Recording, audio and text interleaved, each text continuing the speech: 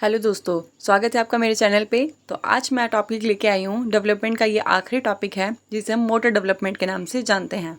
Motor development वो होता है जिसमें बच्चे की मांसपेशियों का विकास और को शामिल किया जाता है, जिसमें बच्चा बहुत सी शारीरिक गतिविधियाँ करना सीखता है। उसे मोटर डेवलपमेंट कहते हैं।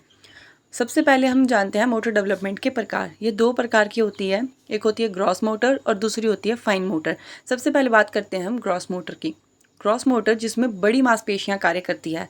आपको याद कर रखना है, ग्रॉस स्थूल गामक कौशल भी जिसे हिंदी में कहते हैं। इसमें बड़ी मांसपेशियां कार्य करती है, जैसे चलना, दौड़ना, कूदना, गेंद फेंकना आदि इसमें शामिल है। ये जिसमें बड़ी मांसपेशियां काम करेगी वो आपका किस में आएगा? ग्रॉस मोटर में। और उसके बाद सेकंड जो टाइप होता है उसे कहते हैं फाइन मोटर। फाइन मोटर जिसमें छोटी मांसपेशियां कार्य करती है वो कहलाती है फाइन मोटर। इसमें लिखना, चित्र बनाना, बटन लगाना, जूते के फीते बांधना आदि शामिल है। इसी के साथ इसके कुछ विशेषताएं भी होती है जिसे हम पढ़ेंगे। सबसे पहले हम पढ़ते हैं कि जो विकास होता है वो सिर से पैर की ओर होता है, जिसे हम सेफेलोकॉर्डल कहते हैं। और जो याद रखना है कि सिर से पैर के विकास को हम कहते हैं सेफेलोकॉर्डल। और दूसरा होता है केंद्र से बाहरी अंगों का विकास, जिसे हम कहते हैं प्रॉक्सिमो डिस्टल। ये दोनों बहुत इंपॉर्टेंट है और एग्ज़ाम में आते ही आते हैं, आपको याद रखने हैं। इससे एक नया क्वेश्चन टैट और सी टैट दोनों में आता है। फिर मैं आपको बताती हूँ मोटर डेवलपमेंट को प्रभावित करने वाले कारक। मोटर डेवलपमेंट को प्रभावित करने वाले कारक होते हैं हेरिडिटी, न्यूट्रिशन, स्वास्थ्य, प्रैक्टिस, एनवायरनमेंट, स्कूल और फैमिली। ये सभी मोटर डेवलपमेंट को प्रभावित करते हैं। इसके बारे में मैंने आपको एक पहली वीडियो में भी बताया था कि कौन से फैक्टर्स डेवलपमेंट को प्रभावित करते हैं। अब हम कुछ क्वेश्चंस कर लेते हैं जो एग्ज़ाम में आते हैं। मैंने आज कुछ क्वेश्चंस भी इसमें शामिल किए हैं ताकि हम लोगों की एक क्विक रिवीजन भी हो सके। ये मैंने बहुत क्विक करवाया है आपको। तो पहला क्वेश्चन है, गामक विकास का संबंध मुख्य रूप से किसमें है?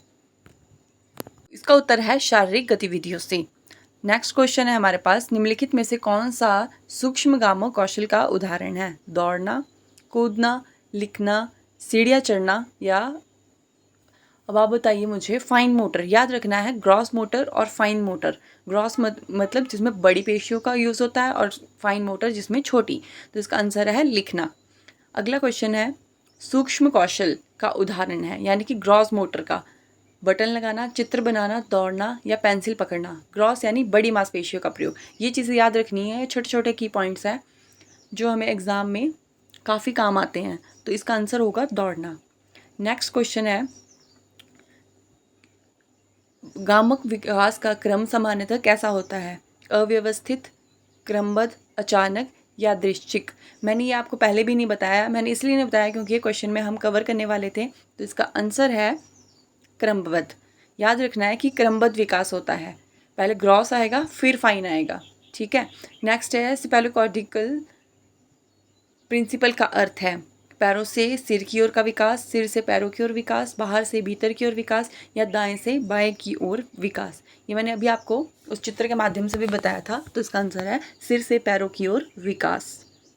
नेक्स्ट हमारे पास क्वेश्चन है कि बच्चों के गामक विकास को बढ़ावा देने के लिए शिक्षक को क्या करना चाहिए? केवल पढ़ाई पर ध्यान देना चाहिए, खेल कूद के अवसर प्रदान करना, बच्चों की तुलना करना, केवल होमवर्क देना?